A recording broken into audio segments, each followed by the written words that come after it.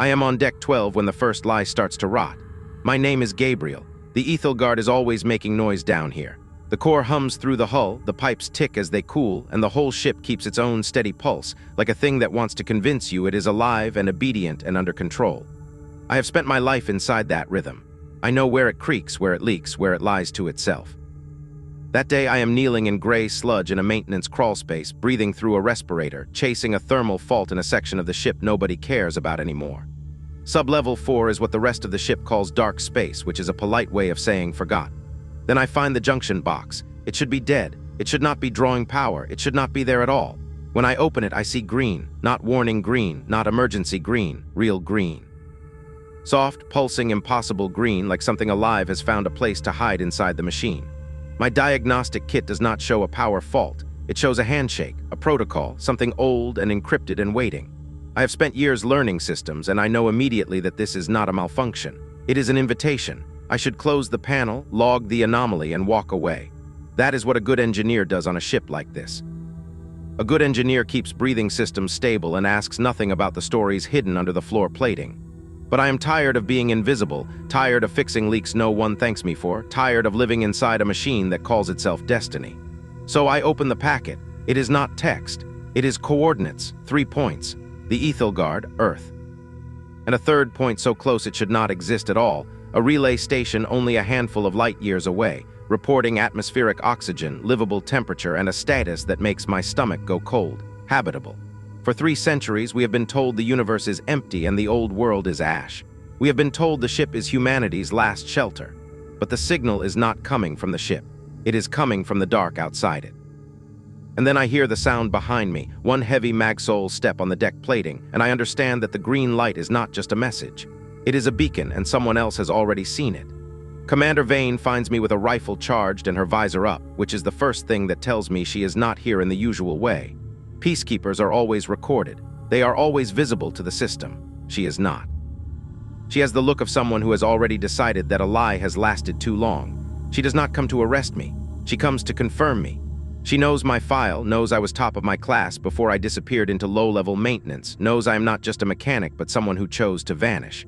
She calls the ship what it really is, a cage, not a metaphor, a design, a system built so people work harder if they believe there is nowhere else to go. If that belief breaks, the whole structure of command breaks with it. The founders did not build a miracle. They built a prison and taught us to worship it. When the alarms start closing in, she tells me to come with her. Not because she trusts me, because I am useful, because I know the guts of the ship, because if we are going to break the lie, someone has to understand the machine well enough to break it cleanly. We climb through service shafts and cooling vents toward the black box, the place where the ship's real history is stored. It feels less like a ship now and more like a body with its organs exposed.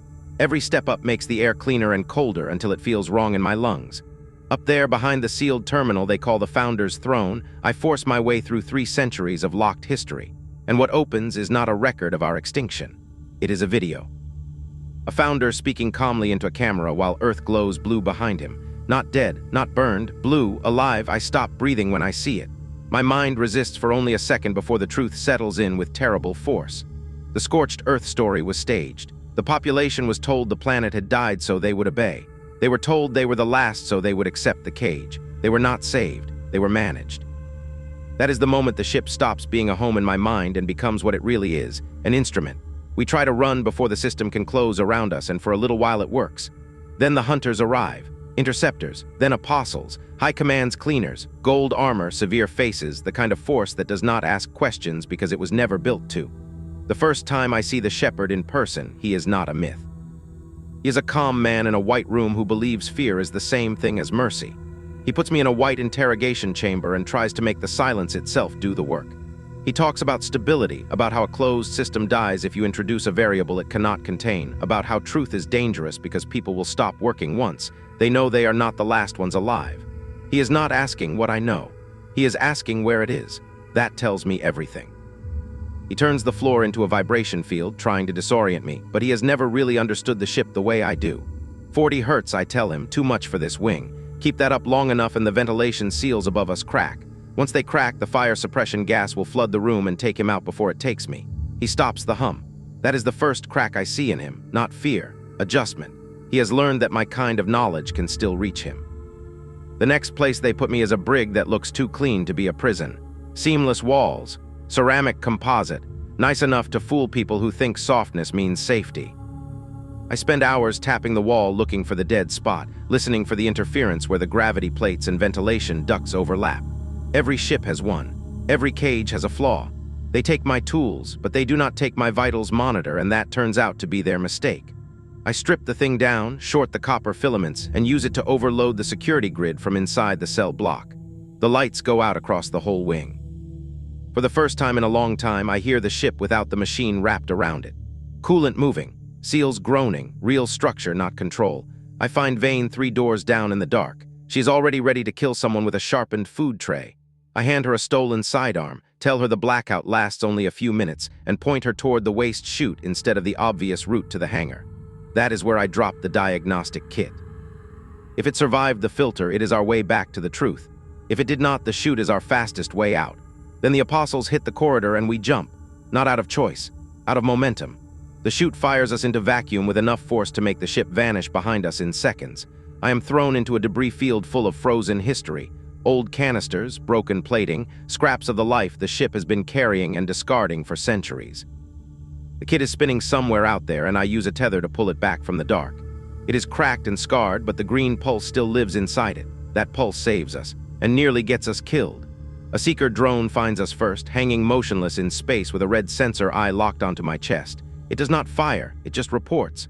So I do something reckless and simple. I broadcast the raw green world data straight into its receiver. The thing tries to reconcile habitable Earth, the Founder's confession, and its own programming about scorched worlds. The logic collapses, it overloads, it screams. Then it dies, the scream is enough.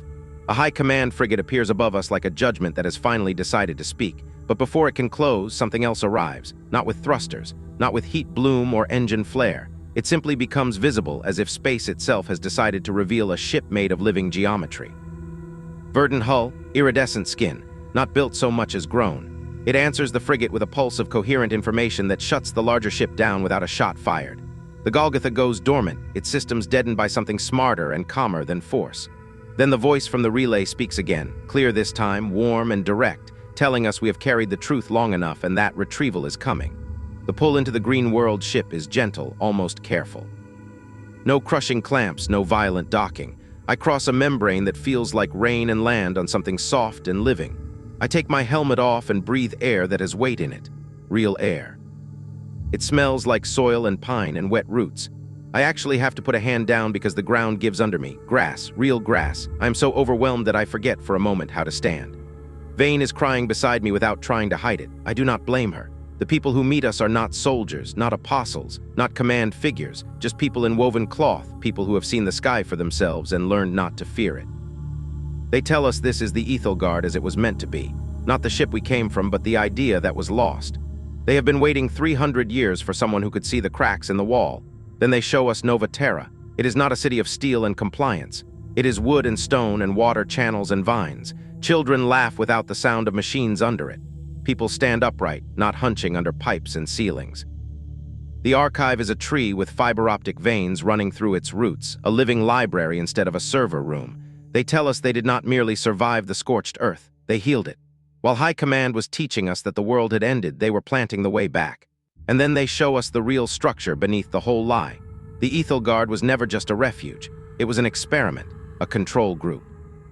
The founders wanted to see what humanity became under permanent scarcity, fear, obedience, and managed truth. We were Type B humanity, the version built to endure scarcity and remain compliant. The green world was the other branch of the experiment, the contingency if the living planet could be made to work. We were not the last. We were the insurance policy. That is the part that empties the room when I hear it. Not anger, not even grief. Just the knowledge that my whole life has been shaped around a use I never agreed to. Then the emergency transmission comes through from the ship. Deck 8, atmosphere venting, purification. That is what High Command is calling it now. They are not hiding the truth anymore. They are removing witnesses. Vane hears her people dying over the old maintenance frequency, and the shift in her face is immediate. The green worlders do not want war. They have peace, sky, and food that tastes like sunlight. But Vane and I know exactly what the Aethelgard is built to do when cornered. We know how cages behave when they burn. So the question changes. It is no longer whether we tell the truth. It is how we break the machine before it kills everyone still trapped inside it. I spend 2 days in the root lab merging systems that were never meant to meet. Their verdant ships are graceful and alive. Our ship tech is brutal and over-engineered and stubborn enough to survive impossible conditions.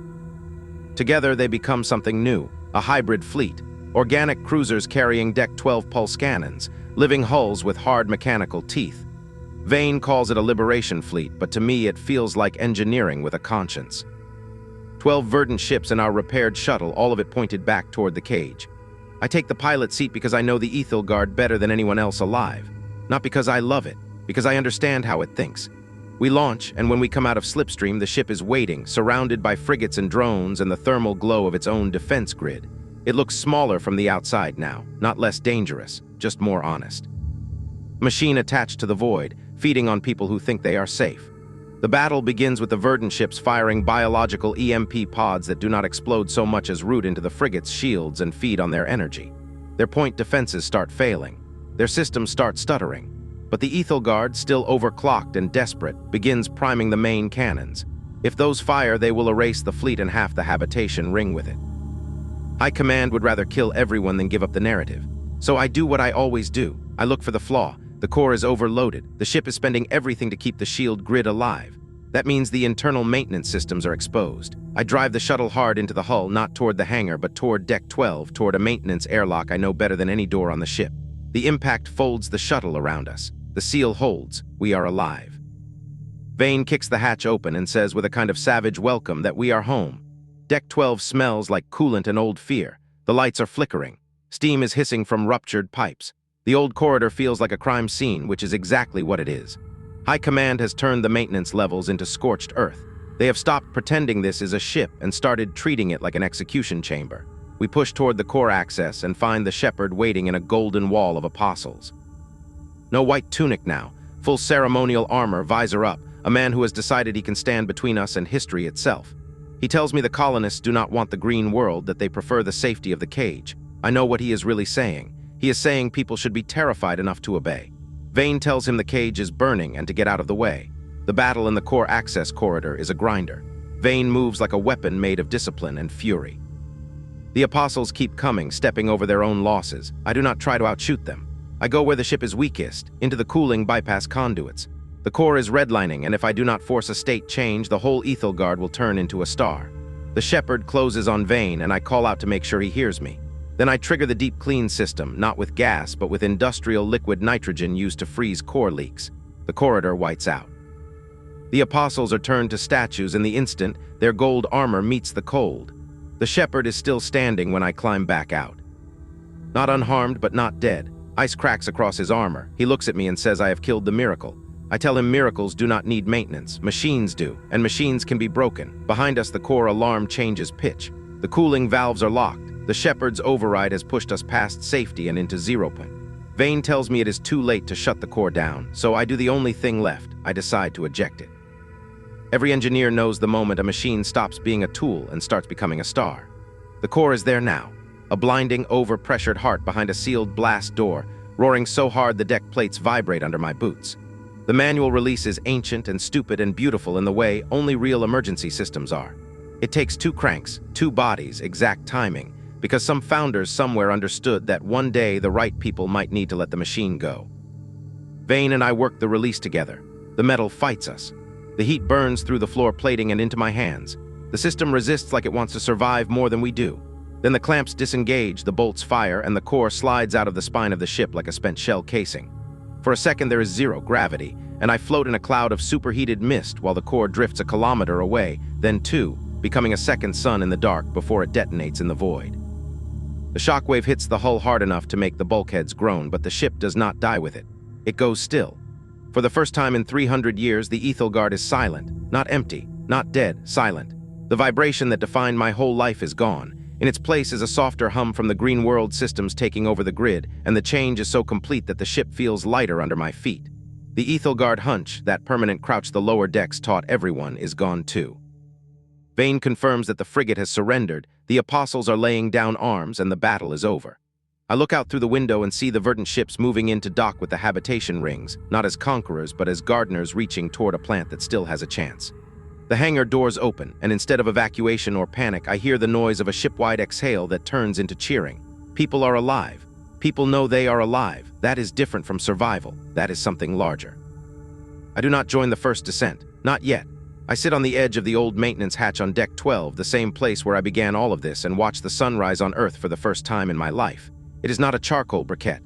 It is blue and green and bright enough to make all the lies look brittle. Vane asks me what I am looking for, another leak to fix maybe.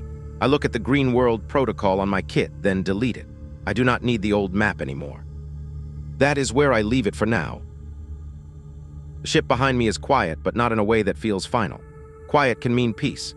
Quiet can also mean something is listening. I know that now. For the first time, everything on the Aethelgard is running the way it should, and yet I still catch myself waiting for the next vibration, the next hidden fault, the next seam in the wall. Maybe that is just what an engineer becomes after a lifetime inside a machine.